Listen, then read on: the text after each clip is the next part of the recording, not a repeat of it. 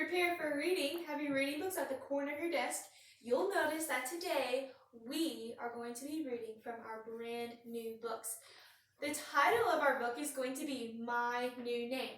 Now, something special about this book, these are the type of books that third grade gets to read. This book is going to be a chapter book.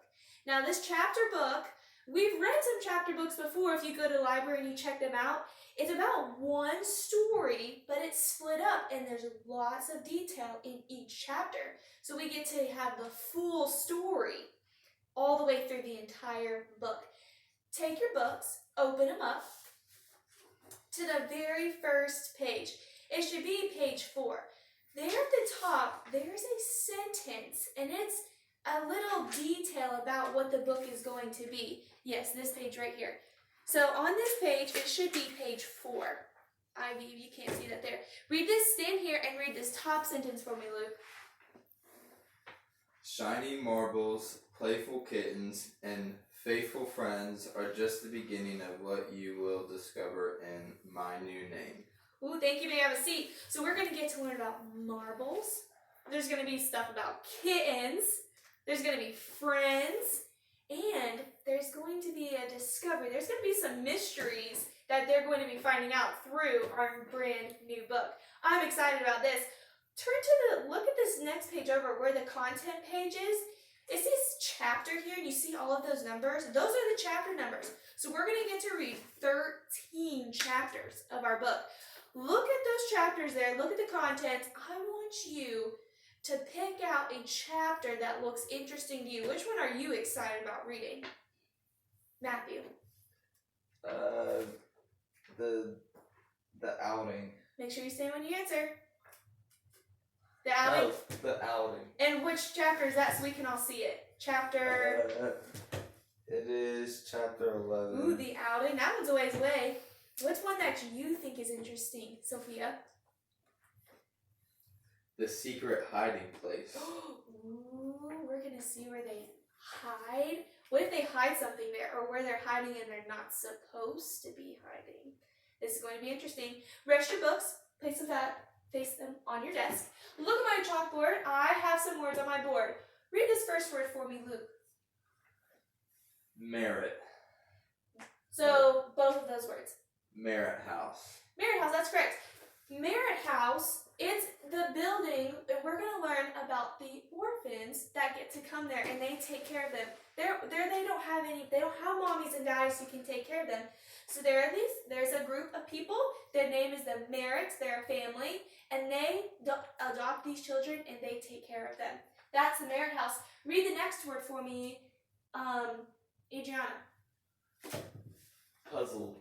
Puzzled. Now, puzzled, that's just another word for confused. So if we see that word in our story today, we're just going to know that it means confused. Read the next word for me, Eliana. Looming. Looming.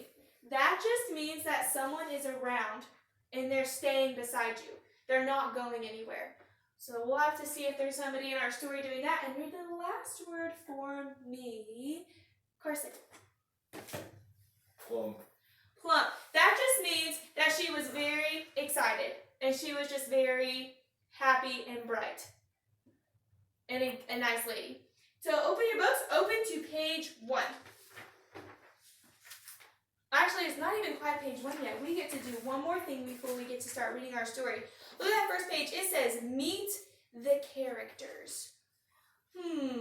These are going to be the characters. These are what all of our stories, all of these chapters are going to be. These are who they are going to be about. Look at these characters here. Who is somebody that looks interesting to you? Jaden. Nick. Nick?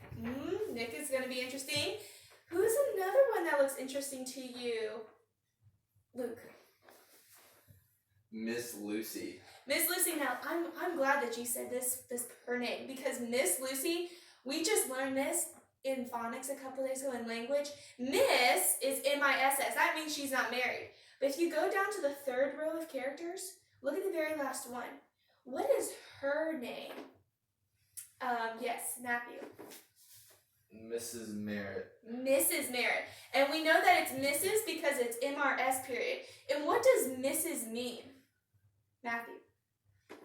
It means that she's married. That means that she's married. So if we're going to say about Mrs. Merritt, and her name is Mrs. Merritt, wonder if she has something to do with the Merritt house. Let's find out in our story. Today while we read, I am going to be looking for good expression while we're reading. So take your books, turn to page 1, and begin with the title. Luke. The Merritt House. Leo looked around him and tried to see where he was. There was a tall fireplace in the corner of the room that held a burning log. He scooted closer to the warmth. Silky red curtains. Pause right there. Go back. Reread that sentence. He scooted closer to the warmth. Make sure you pause at that period. Have a break. He scooted closer to the warmth. Silky red curtains hung from the window, and the sweet smell of a warm batch of cookies floated from the kitchen. What a home. I want to live here, he said.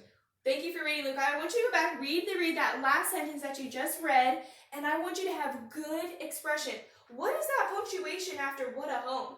An exclamation point. An exclamation point. So we should be having excitement in our sentence. Read that sentence one last time. What a home. I want to live here, he said. Thank you. You may be seated. Rest your books. I want you to imagine in your brain going in your kitchen, in your house, and smelling some of your mom's favorite cookies that you like that she makes. Could be chocolate chip. Maybe you like just plain snickerdoodles or sugar cookies. That is what Leo, he's thinking about right now. Pick up your books. Continue reading Matthew. Wait. We're at the second paragraph of page 1. But you do live here, a soft voice answered from the kitchen. Leo turned and walked toward the voice, but then he stopped. There on the wall was a picture of a man and a woman. Continue reading. Between them was a boy with dark hair and brown eyes. They had their arms around each other and they looked so happy. I wonder who this boy is going to be. Continue reading Matthew. He looked closer at the child and almost jumped back. It's me, Leo gasped. Thank you for reading Matthew. You may have a seat, and I love that expression that you just used. Look at that picture.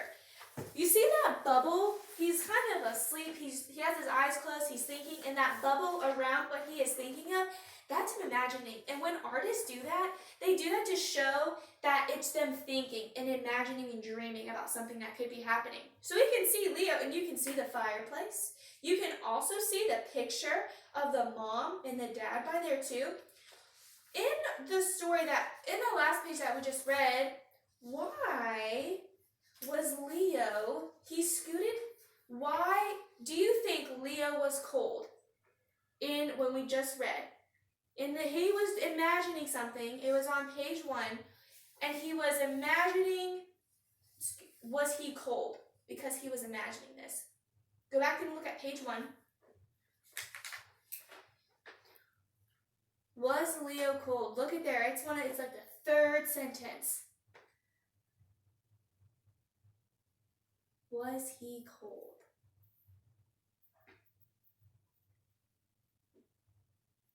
Luke, stand, give me the answer. Yes. Why do you say that? Because he scooted closer to the warmth. Yeah, so that makes us think that he might have been cold a little bit because he scooted closer to the warmth. So go ahead, turn back to page 2. Luke, continue reading where we left off.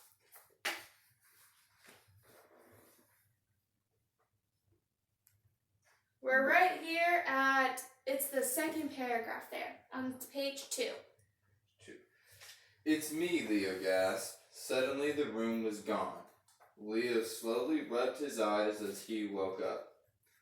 What's you? A deep voice sounded from the front of the car. That was excellent expression. Keep going. The puzzled driver raised his eyebrows at Leo through the mirror. He had only been dreaming. Oh, but what a dream it was. Leo wanted to close his eyes and dream it again, but the driver told him they had arrived. Ooh, thank you. You may be seated. I wonder where they've arrived to. Stand and continue reading for me. wheels on the car squeaked as they came to a stop in front of the looming brick building. The driver opened the door and stepped out. Here we are, Leo, the Merritt house. He struggled to pull an old box out of the cramped trunk. Mrs. Merritt runs this children's home, and the kids that stay there are well taken care of. Not stay there, stay. Here are well taken care of. You will be just fine. Here. Read that sentence one more time for smoothness. You'll be just fine here. Yes, thank you. You may be seated. So that was excellent expression, Matthew, when you were reading there earlier. And now, and I appreciate how you went back and you fixed if you didn't get a word correct. That's good reading and paying attention and fixing our mistakes. So yes, so Leo, he's just arrived at the Merritt house. So let's see what happens now. Stand and continue. Jacob. Leo nodded, but he didn't say a word.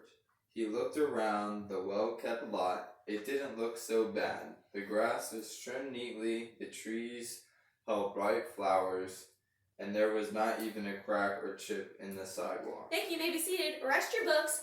What time of season do you think that this might be with the last sentence that we just read? Kai. It might be winter. Winter, are you sure? It said the grass was trimmed neatly, trees held bright flowers. What time of season do you think that is? The fall. I don't think it's the fall. Help him out, Luke. Spring. Spring. It might be springtime. It might be springtime. What did Leo pull out of the trunk of his car? Luke. An old box. He pulled out a box. I wonder what's going to be in this box. Turn the page. And stand and continue reading on the top of the page. Eliana.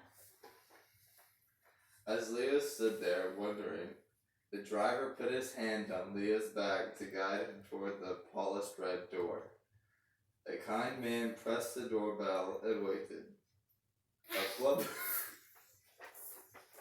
A plump, gray-haired lady opened the door and smiled down at Leo.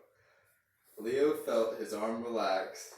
He hadn't seen a spell like So reread that sentence, and you didn't read that word correctly, so reread it one more time.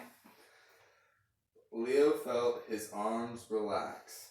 He hadn't seen a smile like that in a long time. The driver took off his hat and spoke first. Thank you. May I have a seat? So the driver, when he took off his hat, that's just being respectful and being a gentleman. They're taking off and they're respecting the lady, Miss Lucy, who is there. Pick up your books again, and Matthew, stand and continue reading. We're at the third paragraph. Miss Lucy, Nope, not there. It's two sentences ahead of that. Right here. You must be Mrs. Merritt, he said. No, she chuckled. I am Miss Lucy. I only help Miss Merritt. Not Miss Merritt. Mrs. Merritt. Mm-hmm. She shook his hand and smiled at Leo again. You must be Leo Hudson. A little birdie told me you were coming. Thank you. You may be seated. Did a little birdie actually tell her that Leo was coming? Luke, No. You're shaking your head. No, he didn't. That's just a figure of speech. That'd be like me saying, Eliana, she told me that she was going to bring cupcakes tomorrow. So if I said a little birdie told me that we're going to be having cupcakes tomorrow, that little birdie would have been Eliana. Continue reading for me. Nefertaria. Leo tried to say something, but the words got stuck in his throat, so he nodded instead. Pause right there. He just said his words got stuck in his throat, so he just nodded. I wonder if that means because he's nervous. Continue reading. Miss Lucy looked back to the driver. Thank you for your help, sir. I can take it from here, she said. He handed Leo his box and made his way back to the car. When the door was closed, Miss Lucy clamped her hands and asked, Well now, Leo, would you like me to show you around? Yes, ma'am, he said. Miss Lucy's eyes became soft, and she turned to lead the way. They walked down. Read that sentence one more time, and there's punctuation after the word way there. Miss Lucy's eyes became soft, and she turned to lead the way. They walked down the entry into a wide dining hall. Leo took it all in. There was almost 50 chairs, maybe more. Oh, thank you. You may have a seat. So imagine our cafeterias where we go to PCA where we go to eat. Those long lines of tables there. That's probably how many tables or how long all of these chairs would have been there at the Merritt House. 50 chairs, maybe more. That's a lot. Stand and continue reading Malachi. Leo thought, there must be a lot of kids here. He must have said it out loud because Miss Lucy said, there are many kids your age. I'm sure they will be happy to meet you. Just then, a line of children walked by, led by a thin, well-dressed lady. Each child took his turn staring at Leo and wondering who he was. When they reached one of the boys' rooms, Miss Lucy told Leo that she would leave and let them unpack his box. Not let them. And let him unpack his box. Thank you for reading. You may be seated. We're just going to work on making sure we have accuracy and smoothness when we read. That way we don't have to go back and reread our words. Stand and continue reading for me, Malachi.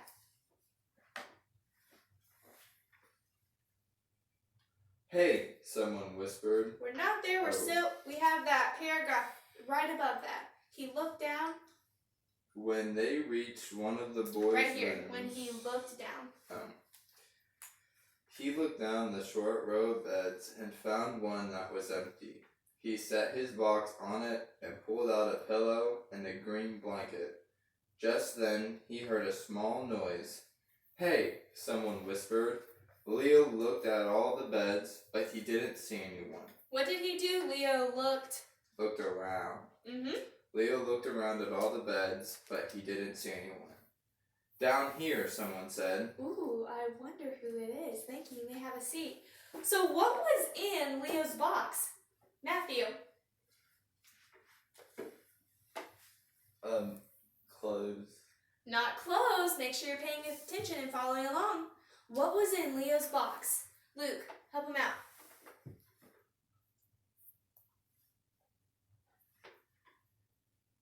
It's in that almost the last paragraph on that page. A pillow and a green blanket. A pillow and a green blanket. What did he pull out of his box, Matthew? A pillow and a green blanket. That's right.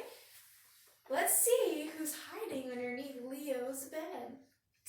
Open your books back up, turn to page 7, and begin reading. Luke. He pulled up the corner of the green blanket and found a freckled face under the bed. A little boy gave a toothy grin and said, I'm hiding. Why? Said Leo. I didn't want to go to class today, he said. My name is Nick. I'm Leo, Leo said. Still wondering why Nick was under his bed, he dropped to the floor, and Nick pulled out a paper cup full of marbles. Thank you. You may have a seat. How many of you at home, if you play hide and seek, you hide underneath your bed or under one of your siblings' bed to scare them? When Miss Pembridge was younger, I used to do that when I played hide and seek with my brothers. Why was Nick hiding under the bed, Matthew? Because he didn't want to go to class. Was that right of Nick to be hiding from class? Luke? No. No, that is wrong. I hope none of you want to hide from class. I hope you enjoy coming to school and getting to be with me. What was in the paper cup? Matthew? Marbles. Marbles? I wonder what's going to be happening with these marbles. Continue reading for us, Luke, on the next page, top of page 8. We like to trade these marbles here. My collection is better than anyone else's. Here, I'll show you, Nick said. Don't you think They know that you're not in class, Leo said. No way, said Nick. The class is too big. They won't notice. Thank you, Luke. You may have a seat. That was excellent expression when you were reading those sentences. I can actually imagine the characters talking to each other. Matthew, stand and continue reading. Just then, a voice boomed from the doorway. Yes, the class is big, but not big enough, Nick Jacobs. The lady marched over to the bed and Nick scrambled to his feet. Her voice was firm. Since you do not want to see me in class today, you get to sit next to me at dinner, she said. Yes, Mrs. Merritt, Nick said as his curly head dropped. And you must be Leo, Miss Merritt said. Leo nodded and decided that he would never skip class. It is. It is nice to meet you. Not it is, it's a contraction, so... It's nice to meet you. Let's go, boys, to the dining hall, she called as she marched out to the door. Thank you, Matthew. You may have a seat. So when Leo, he nodded and he realized that Nick had done wrong. That's a good lesson for Leo to learn. He was learning by watching others and listening to what had happened. And so Leo, he decided he was never going to skip class because he knew that there was going to be trouble. Tonight for homework, you're going to read pages 9 through 11, and you're going to learn about some new friends that Leo gets to make in the Merritt house. So go ahead, close your books, and prepare for arithmetic.